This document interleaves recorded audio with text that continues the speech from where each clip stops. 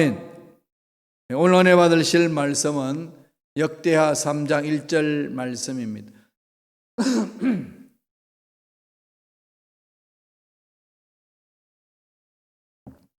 역대하 3장 1절 말씀 한 절만 보겠습니다. 다 같이 우리 한 목소리로 합독하시겠습니다. 솔로몬이 예루살렘 모리아 산에 야훼의 전 건축하기를 시작하니 그곳은 전에 야훼께서 그의 아버지 다윗에게 나타나신 곳이요 여부스 사람 오르난의 다장마당에 다윗이 정한 곳이라. 아멘. 이 말씀으로 하나님의 임재를 체험하라 라는 제목으로 은혜 말씀을 나누겠습니다. 오늘 본문의 말씀은 다윗의 소원, 그렇게도 원했던 소원, 성전을 건축하는 그 일에 대해서 설명하고 있습니다.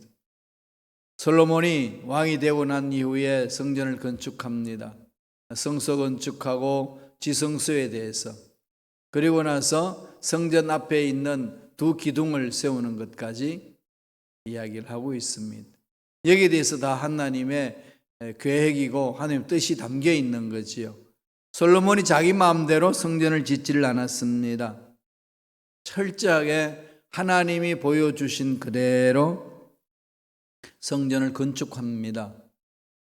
이 성전 건축하는 모든 과정 속에서 하나님 주신 메시지가 강한 거지요. 왜 성전을 건축하라고 그랬나요? 이스라엘 백성들의 죄를 씻어주시고 이스라엘 백성들의 한날을 열어주시기 위한, 하나님이 백성들을 만나기 위한 장소, 성전을 건립하라, 그렇게 말씀한 거죠.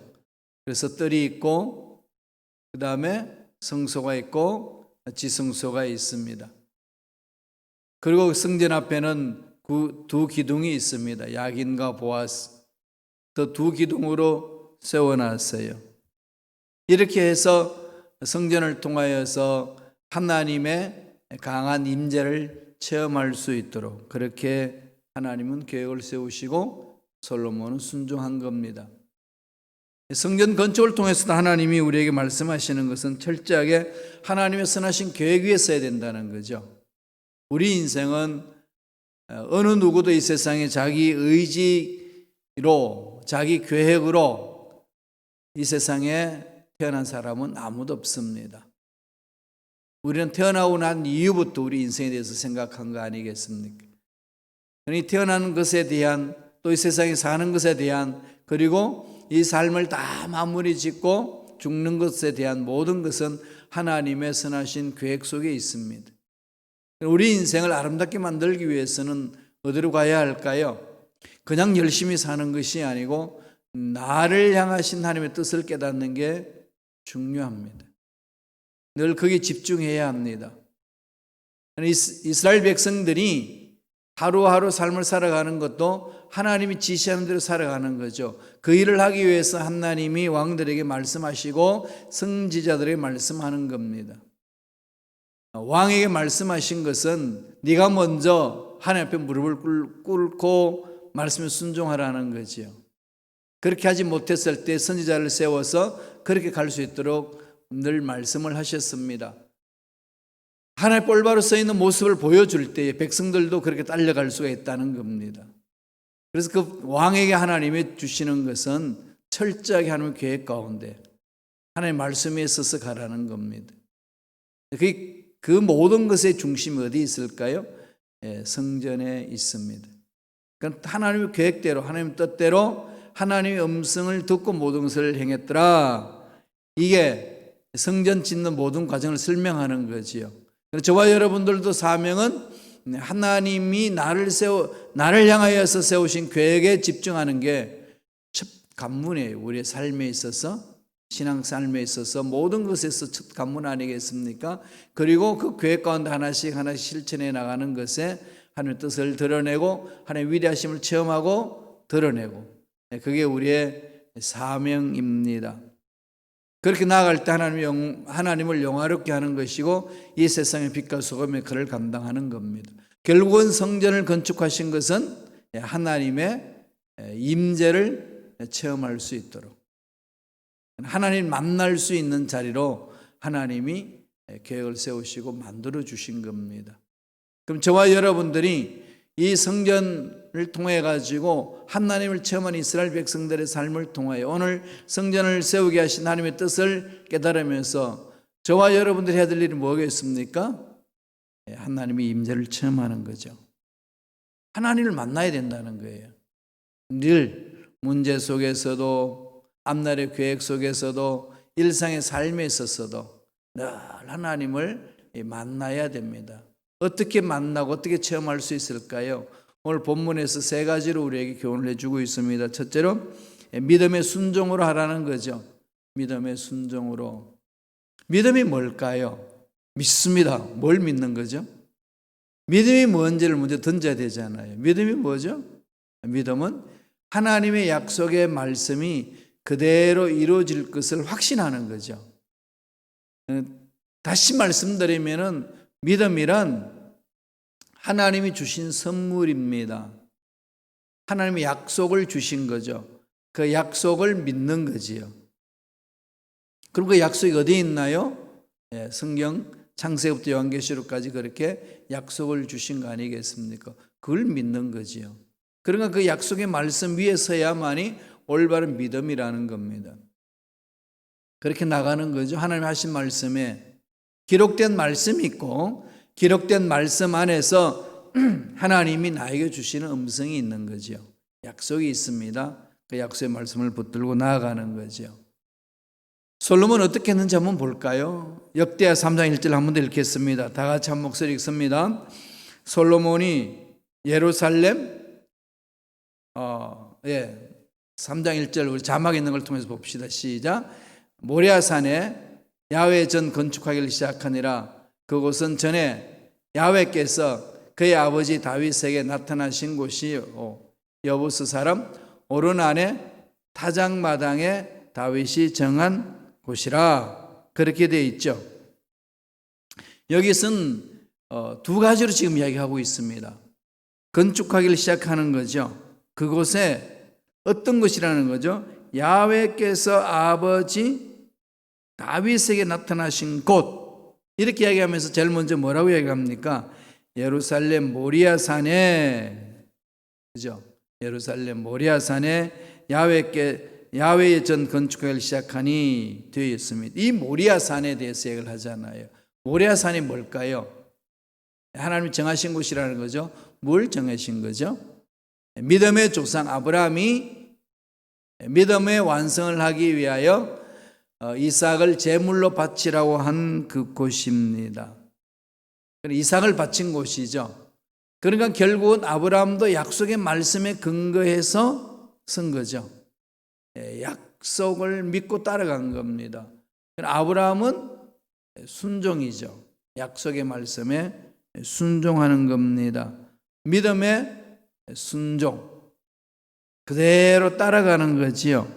히브리서 11장 17절에서 18절 그것을 이렇게 설명을 합니다. 히브리서에서 다 같이 읽겠습니다. 아브라함은 시험을 받을 때에 믿음으로 이삭을 드렸으니 그는 약속들을 받은 자로 돼 그 외아들을 드렸느니라.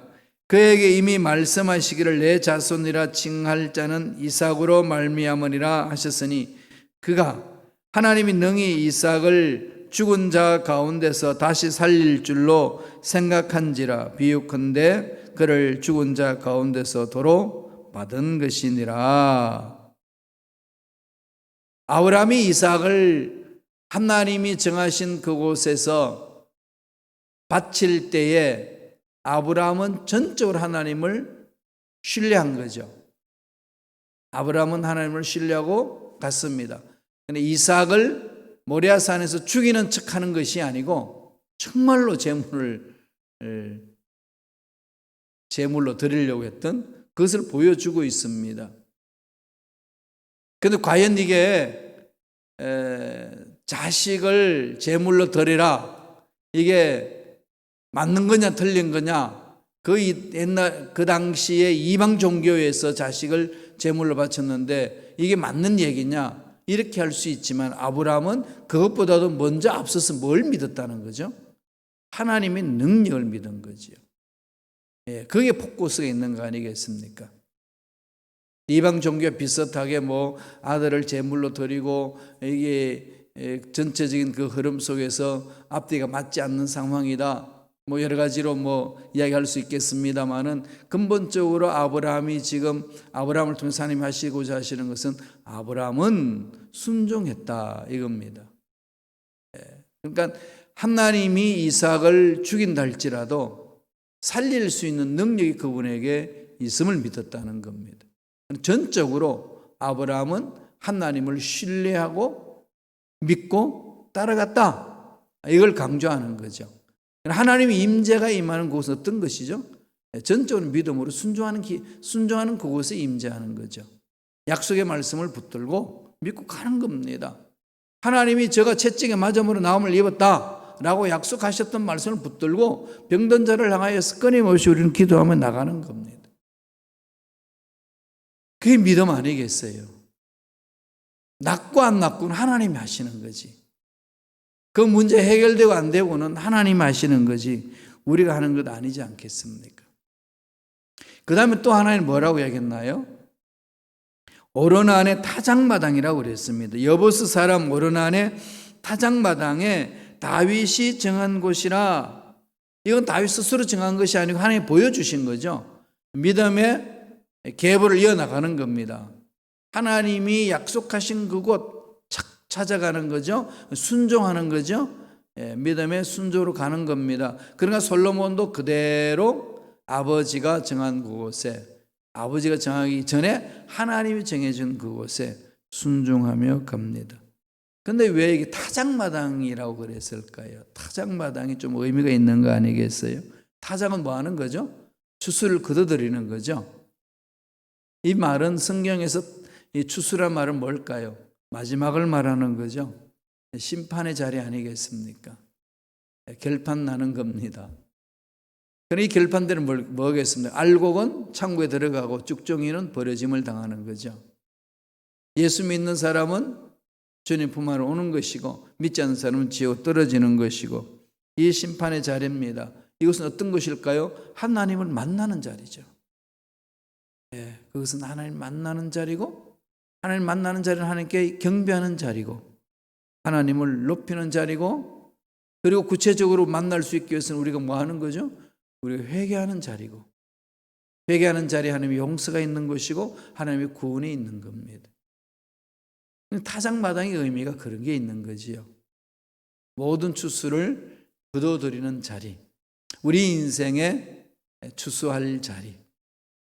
그러니까 그 자리가 여기까지는 회개가 있었던 자리고 하나님을 만났던 자리고 하나님께 영광 돌리는 자리 아니었겠습니까? 오늘날 그것이 어딜까요? 우리에게 상징적으로 주신 것이 교회 공동체잖아요. 예배당이에요. 예배당에서 할 일은 뭐죠? 하나님 만나는 거지요. 하나님 만나는 겁니다. 하나님을 높이는 거죠. 오늘날 정부에서 코로나19 팬데믹으로 인하여서 전염될 수 있는 위험성이 있기 때문에 사람들이 많이 모이지 말라. 이런 것은 예배를 폐한다. 이런 말일까요? 예배당에서 많이 모이지 말라는 거지 예배를 피한 건 아니잖아요. 우리 여태까지 교회가 폐쇄되어 본 적은 없습니다. 교회가 뭔데요? 건물이 아니잖아요. 예수 믿는 사람들의 모임이잖아요. 그럼요. 교회들이 모여서 예배드리는 장소가 위험하니까 폐쇄했을 뿐이지 교회가 폐쇄당한 것 아닙니다. 이거 잘못 해석하면 안 돼요. 한국에서 지금 막 이걸 가지고 막 난립니다. 그거 아니에요. 예배당이 이렇게 많은 사람들이 모이면 전염될 수 있기 때문에 멈추자. 교회 공동체에 전염병이 나올 수 있는 그런 일이 일어나서는 안 되잖아요. 빛이 되어 소금이 되어야 되는데. 근데 그것을 잘못 해석한 아버지가 생명을 걸고 우리는 모이겠습니다. 이건 잘못됐습니다. 하나님 원치 않나요? 예배는 오늘날 코로나 시대 때 예배는 어떻게 되죠? 온라인으로 예배 드리는 거예요. 예배 공동체입니다. 예배 공동체 망가지지 않아요. 예배 드리는 거예요. 그래서 우리는 조심하는 겁니다. 서로가 서로를 위하여 이웃을 내 몸과 같이 사랑하는 것이 예수님의 말씀이에요. 나만 오르니까 무슨 간다. 그것은 이웃을 사랑하는 자세 아니지 않습니까? 배려하는 마음이 있어야 됩니다. 믿음으로 하나님을 만나는 거거든요. 그걸 잘 이해하셔야 돼요. 교회가 뭔지를 모르는 사람들이 너무 많이 있다가 보니까 교회 공동체가 오직 세상의 지탄이 되고 있습니다. 교회는 예수 믿는 사람들이 모인 공동체예요. 사람이에요. 그래서 커뮤니티라 그럽니다. 그래서 커뮤니티는 여태까지 코로나가 와도 예배가 멈춰진 적은 없습니다. 오늘날은 유튜브를 통해서 이 자연 문명을 통해 인간들이 만들어 놓은 과학 문명을 통해서 우리는 도구로 하나님께 예배드리는 거지요. 이런 것들을 다 종식시키기 위해서 준비하는 거 아니겠습니까? 우리가 조심해서 예배 공동체를 만들어가는 것 아니겠습니까? 이 분명히 마음을 가지셔야 돼요. 그래서 하나님 만나는 곳이에요. 만나야 되는 거죠. 예배드리고 믿음에 순종이 있을 때 가능합니다. 두 번째는 어떻게 하나님과의 만남을 갖는 거죠? 늘 제가 말씀드리는 부분이에요. 뭘까요? 오늘날에는 하나님의 말씀으로 가는 거죠. 하나님의 말씀으로 하나님과의 만남이 있습니다. 내 생각 속에서 끝나는 게 아니고 내 의지 결단으로 내 감정을 하는 게 아니고 그 모든 것들 현실적으로 그러지만은 근거는 말씀이에요. 하나님의 약속의 말씀을 그래서 읽으셔야 되는 거예요. 읽어야 됩니다. 암송해야 돼요. 묵상해야 돼요. 시간을 내어서 하나님 말씀을 연구해야 됩니다. 이게 무슨 뜻인지, 어떤 의미로 기록되신 건지, 어떤 의미로 말씀하고 있는 건지, 역사적인 배경은 무엇인지, 왜 이 말씀을 하셨는지, 이 시대와 너무 맞지 않는데 왜 그 당시 그렇게 말씀하셨는지 늘 연구해야 되잖아요. 그래서 지금 이 현대 살고 있는 우리들 어떻게 적용해야 되는지 그거 연구 안 하고 어떻게 말씀을 제대로 이해할 수 있나요? 안 되죠. 성경에 기록되었으니까 기록 그대로 쓴다. 기록 그대로 쓴다고 했을 때 그 기록될 때 문화가 있고 그 당시 역사가 있고 그 당시에 그렇게밖에 기록할 수 없는 이유가 있습니다. 그걸 연구해 들어가야 돼요. 그래야 우리가 받아들이죠. 극단적인 예를 들면 그렇습니다. 이단들이 생기는 이유는 제7일 안식일을 지키라. 토요일이 안식일이 6일째 안식일을 지키라. 7일째 안식일을 지키라. 그 7일째가 하나님이 안식을 하셨다. 그날 언제죠? 토요일 날이잖아요. 안식일이. 날짜를 따지면은. 그런데 예수님은 뭘 말씀하신 거죠? 모든 안식일의 주인은 하나님이시다. 주인이시다. 예수님입니다. 그리고 예수님은 모든 것의 노동을 다 쉬시고 안식하셨다. 안식하는 날. 그날은 하나님이 완성한 거죠. 그러면은 모든 율법에 대한 것을 완성하셨다고 선포하셨어요. 그래서 예수 안에 있을 때에 이미 말씀을 완성한 것이다 그런 거죠. 그럼 우리는 안식일을 지킴으로 하나님 앞에 가는 게 아니고 이미 다 완성하신 예수 안에서 안식을 누리는 거지요. 그렇게 가야 되는 거잖아요. 그래서 교회 공동체가 탄생한 날은 이 주일이에요. 부활하신 날, 주님이 그날 기념하여 모였죠. 성령이 강림하신 날도 주일이에요. 그걸 초대교회 공동체에 전통적으로 내려오는 겁니다. 그러니까 날짜를 정해서 하는 것은 다 끝났어요. 철폐된 거죠. 이미 하나님의 말씀의 약속을 붙들고 가는 믿음으로 나가는 거죠. 예수님 믿음으로. 그런데 반면에 제7일 안식 교인들은 그날 지켜야 된다는 거죠. 우리 전통 교인들도 맞아 그날이잖아. 그걸 지켜야 된다고 그럽니다. 만약 그런 식으로 시작하게 되면은 레위기에 보면은 뭐라고 그러나요?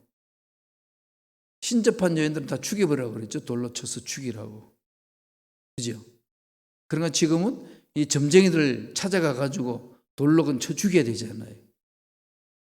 기록되어 있으니까. 왜 안 하죠? 이런 모순이 있는 거죠. 실정법이 맞지 않은, 그건 또 실정법을 따라요. 그죠? 성경은 연구해 나갈 때요, 이렇게 그 당시에 배경이 있고 역사가 있습니다.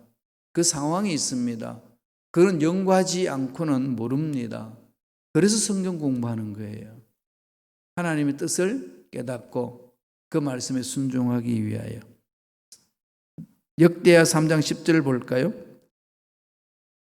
다 같이 읽겠습니다. 지성소 안에 두 그룹의 형상을 3개 만들어 금을 입혔으니, 지성소가 나오죠.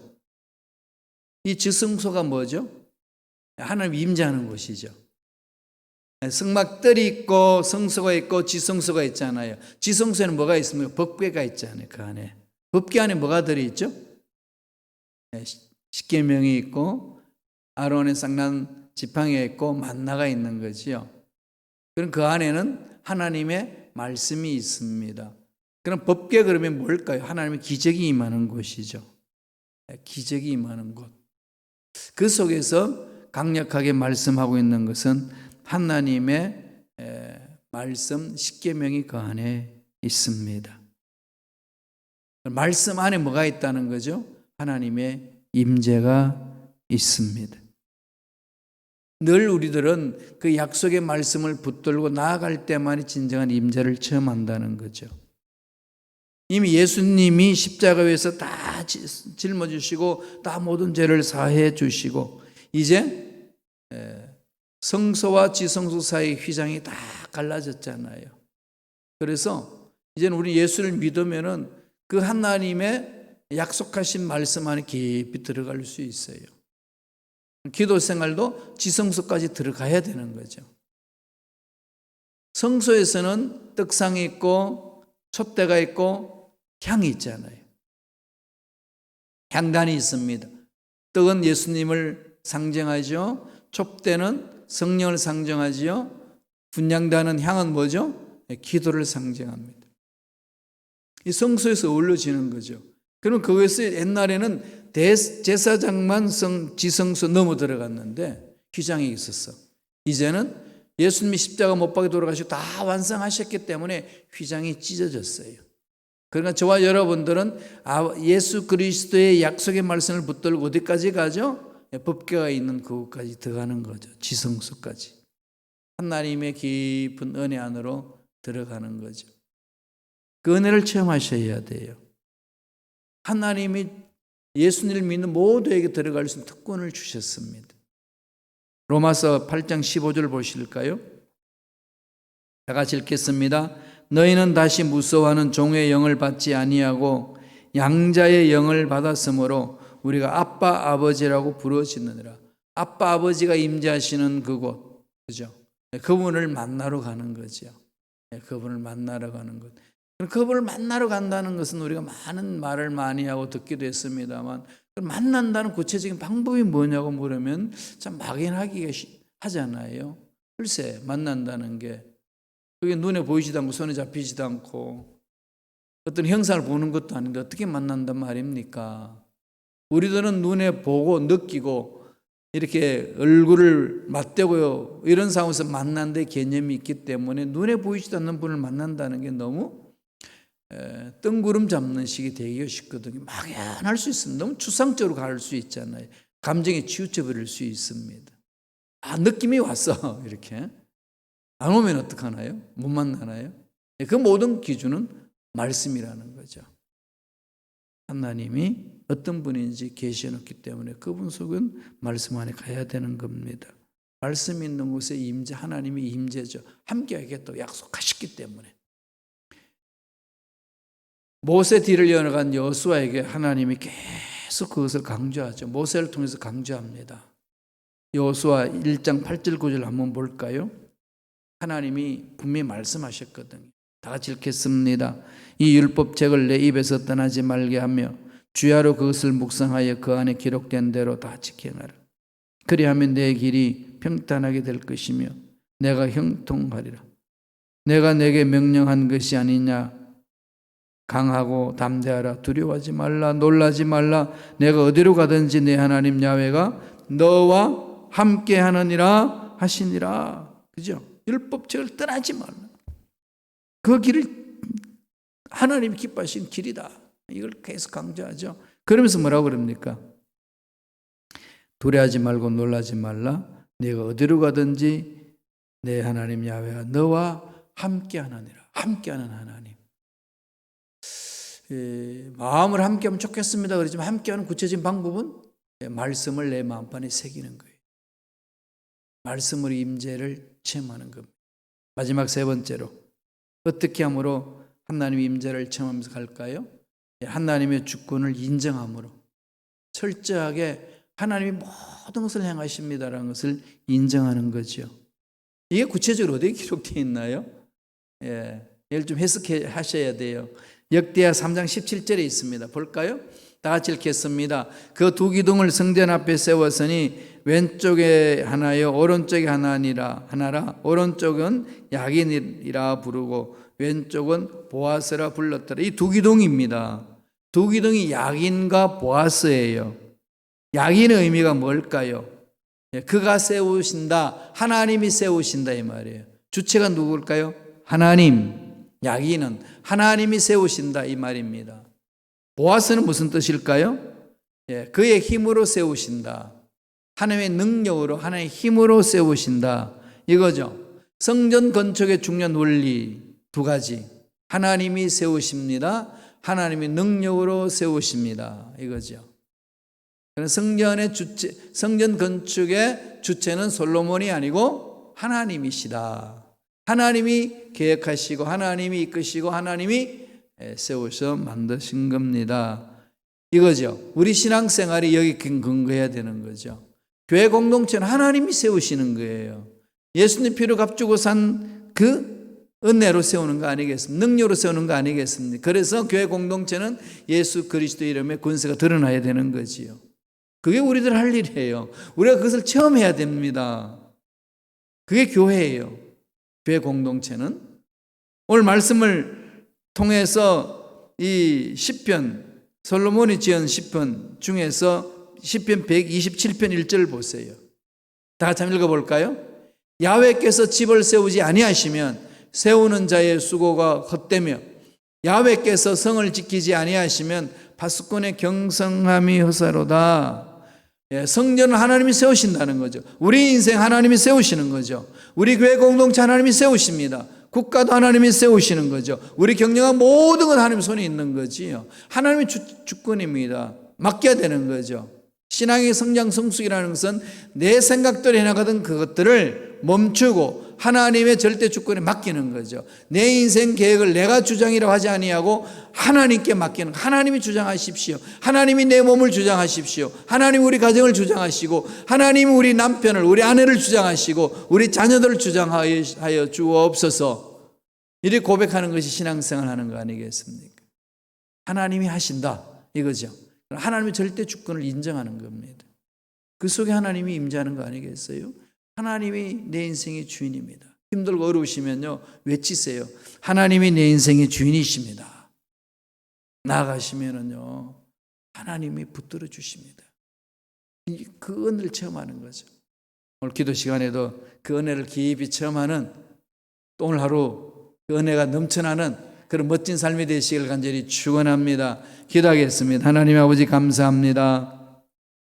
솔로몬이 성전을 건축한 것은 하나님의 임재를 위하여 건축한 것이라고 말씀을 통하여 보았사오니 우리가 그 하나님의 임재를 매 순간 체험하며 살아갈 수 있도록 역사하여 주옵소서. 믿음의 순조로 달려가게 도와주시고 약속의 말씀에 서서 달려가게 도와주시고 하나님의 절대 주권을 인정함으로 달려가는 믿음 일꾼들에게 역사하여 주옵소서. 은혜 감사하여 예물 드립니다. 드린 손길 기억해 주시고 하는 일들마다 잘 되는 놀라운 복이 임하게 축복하여 주옵소서.